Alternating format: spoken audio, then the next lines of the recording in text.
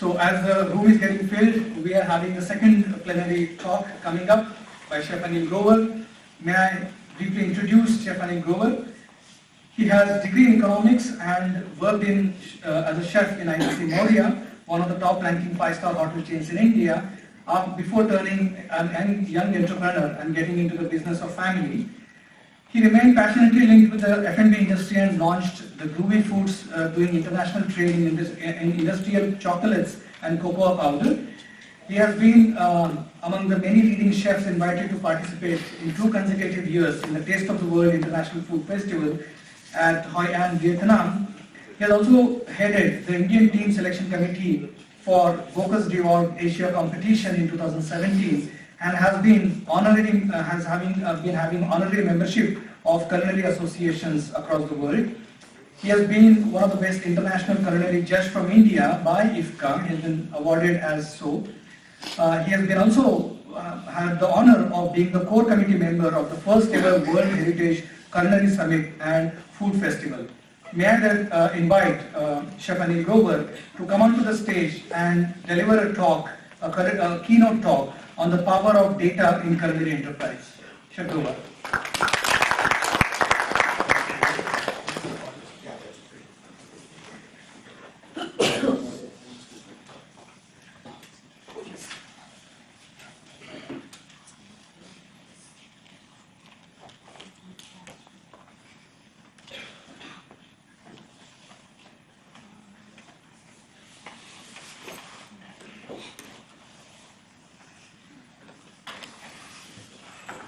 Thank you, Dr. Bagler, for the introduction.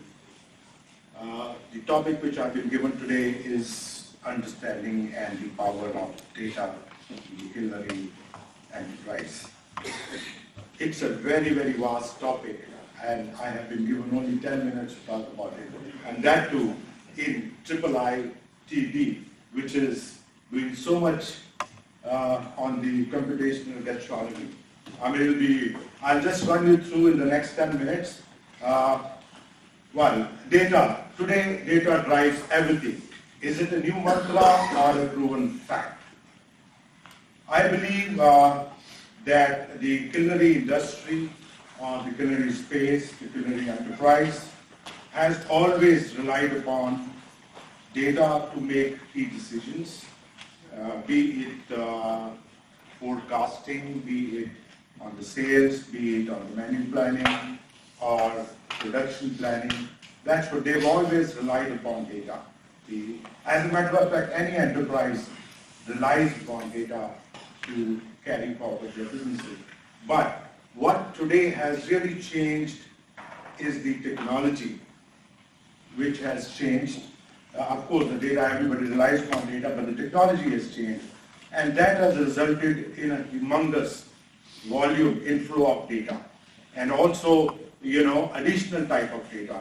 Today, when you talk about, let's talk about a restaurant, they go in for social media, they go in for ratings on the social media, how people are receiving their food, they talk about their presentation. So there are a whole lot of the data in case of production units. The data is coming in, what is being produced, what's the forecast of the weather, what the geographical data.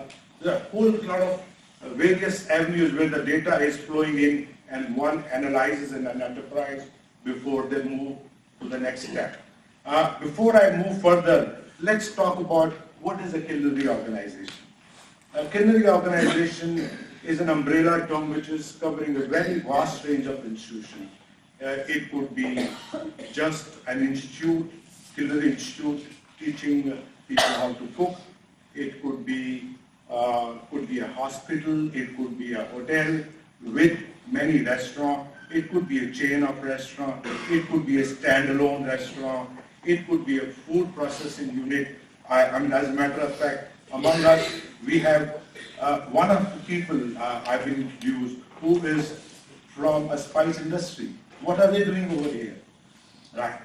They have a huge factory of spices, processing spices. Then let's talk about hospitals. Today there are so many people, when you go to a hospital, you have specialized catering businesses taking place or specialized needs, patients' needs which are being taken care of, railway catering, airlines. So these are the various different, or for example, outdoor catering, or for that matter, even a street vendor, street food vendor.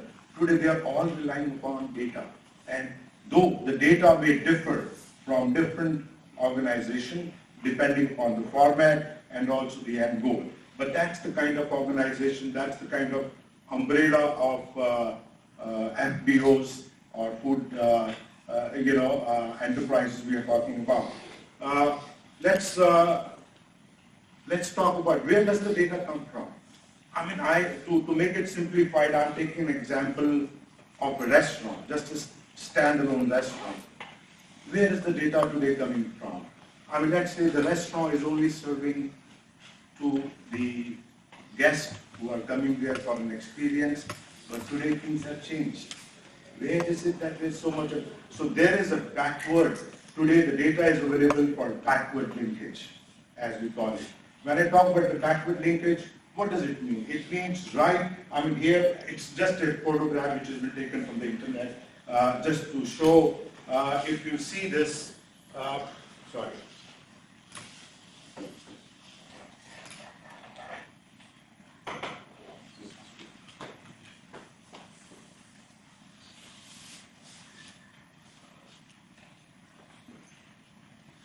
No, it's okay. It's okay. If you see this, picture, you will see here the food is being, carried through a different logistics means to a factory, to a processing unit, and from the factory it goes to the distribution. Once the food is processed, it goes to the distribution. From here it takes two parts. One goes for the retail, the other one goes for the to serve the HoReCa, which is hotels, restaurants, catering businesses, and from here to the end customer here, to the somebody who's sitting at home and the other one in the restaurant, enjoying their meal in the restaurant. So this is, there are so many ways or so many avenues where the data is flowing in today. That is, for example, production data, forecasting, expected production, what is going to be the weather, how it is going to be taken to the processing unit, then the ingredient data, availability, season, pricing, amounts, alternative, all this data today is available before you make any decision. Logistics, the cost of logistics, for example, how it is going to be delivered, what means it's going to be delivered, stocking, what kind of stock is available, is it trained, untrained, and what's the volume of stock which is available over there. This is all the backward linkage before you come to any decision. Same picture now, it's the real time in a restaurant. Again, now from the customer details, it's demography, ordering habits, frequency of guests, loyalty, what kind of food do they prefer. This is all available today. Sales and marketing campaigns, what kind of campaigns are available today? What's the, marketing, like for example, social media campaigns? What's the return on investment? So such data is available. This is all the real time. Now then we have the forward linkage data. So once a customer comes, enjoys the meal, goes away. That's not the end of it. Today, then there are forward linkage of data available, means aggregators. When I talk about aggregators, it means additional data, like what kind of food did they prefer, what's their experience, the customer's experience. Today they post so much on the social media, the photographs. Earlier days, nobody used to take a photograph. Today, with the mobile phone in their hand, first thing even they look at it is take a photograph and post. Take a photograph and post that this is the food, this is where I'm going, this is what I'm eating, without even tasting it. So it's the presentation. So all this is available today. Then you have food bloggers writing about their experience in a restaurant. So before you even go to a restaurant, all this data is available to you, right? If you even think about opening a restaurant, all this, and even if you think about let's say, getting into a food processing business, it is available. Even if you are going in for a hospital, let's say I'm bidding for a catering business in a hospital, all this data is available to me before I make even a bid. So this is the power of data today available to all of us. All right, how do you use this data? Right? You can use this data in two different, from your company or your business perspective and also from the perspective of customer. Now, once you have this data available to you, so what you can do with it? You can improve, you can have an improved logistics planning, ingredients and production planning. You can manage your inventory well. You can manage your stocking well. You can reduce your labor cost, or you can, as per, let's say in case of the festival season, when the activity is going to be more, so you can ramp up your labor. You can, let's say, with the data analysis, what is available to you, you can even have, what are the peak hours, so you can have your stocking accordingly. You can have new recipes and new menus based on this data, what's available to you, you analyze, and then you move accordingly, you make your moves accordingly. Then you have your sales forecasting. You can forecast your sales. By sales forecasting, you know what you need and when you need it and what quantity you need. You can even devise your marketing campaign. Once you know that these are the various social media, the data is available and this is what people's preferences are, so you can devise your marketing campaigns, you can advertise your promotion, you can improve the dining expectation of the customers, your guests. And then finally, not the least, identifying opportunities to cross-sell or make bundle offers, right? Once you analyze, and then you can make the moves accordingly. This is from your company's point of view. From the customer point of view, what is it that you get? When you get from the customer, that people who visit new restaurants or new places, so they post, so you have a fairly good idea what is it that, what kind of people, what kind of presentation they like, so you can have your menu, your dishes accordingly, right? You can, based on the ordering pattern, you can have choice design, you can have promos, discount, bundle offers, use the ordering locations, how people are ordering their food, which location they are ordering. So you can have, that kind of ordering pattern, and you can, plan accordingly. So these are the various things the data can be used. This is the power of data. Now, how you use the data, such data, using the new technologies. You can do food pairing. Today, based on all this, you can, as I said, I've taken the example of a restaurant to make things a little simple. So you can do food pairing. How do you talk about food pairing? Again, you rely on the data. You analyze that and you say, okay, this is it. You can change in the eating trends. All this is available today. Sentiment analysis, your virtual assistant and chatbots. From the various chatbots, you can do live chatting, that what kind of experience people are having, right? And you can improve upon it and then change accordingly. Check-ins. Today, a lot of people, they go use their Facebook accounts and they check in here, check in there. So you get that data. Look, this is a hotbed. This is something people are liking. So let me go location-wise, let me go and open a restaurant there. And this is what is being liked. So you get a lot of indicators. This is all is the power of data, which is, as I said, is available today from very, very different channels. It is coming in, going in. Schedule your delivery, leveraging. Sensors in the restaurant, that's what Chef Bill was talking about. Today, you can even reduce your wastages. All over, in some of the countries, people are even putting sensors to know the movement of their servers. Let us say they take one part which is longer, they are monitoring it, so you can change. You can have a shorter visit to service. You can see what's the movement of the customers over there. to get a dish, they are spending a lot of time. Why not let me change it and repositions the buffet? With that, maybe I will have a higher turnover. So all this is in place. IoT, Internet of Things.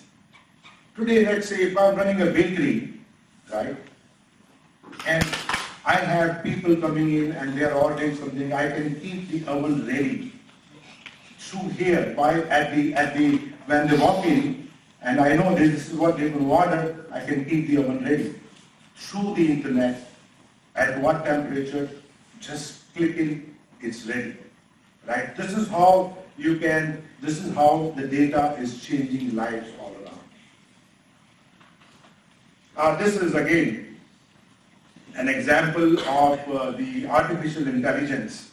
In 2012, New York Institute of Culinary Education teamed up with IBM to create a virtual chef using Watson, an artificial intelligence engine. Chef Watson, they call it, uses an algorithm to suggest 4 ingredients that blend well with the selection made by human chef. Chef Watson then explores its database and based on the chosen ingredients suggests hundreds of recipes from bounty. This is what Dr. Bagler's Institute is also trying to do. You search an ingredient and they will say, this is it, this is available here, this is what you can do with it. Correct me if I'm wrong, Dr. Bagler. Right? So this is the power of data again. So the collaboration enables human chefs to explore combinations that they never thought possible and discover new ideas in their own kitchens.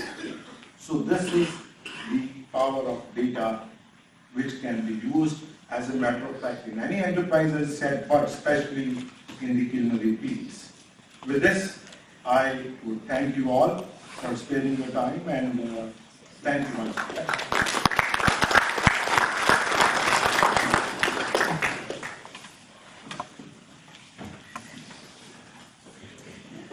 Please be around, sir. May I take the honor of calling Professor Raghua to honor Chef Anil Grover with a badge of honor.